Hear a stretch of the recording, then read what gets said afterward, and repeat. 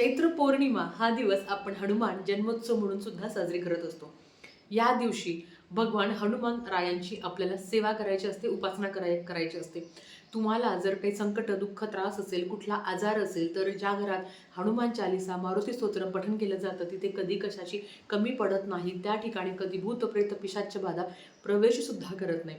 असाच या हनुमान जन्मोत्सवला तुम्हाला जर काही शारीरिक अडचणी असेल, काही व्याधी असेल, मन स्थिर नाही आहे, मनात काही समज असेल, गैरसमज असेल, कोणी तुम्हाला हितशत्रू त्रास देत असेल, आर्थिक, शारीरिक, मानसिक, संसारिक जर अडचणी असेल, तर तुम्हाला एक महत्त्वाचा उपाय करायचा आहे।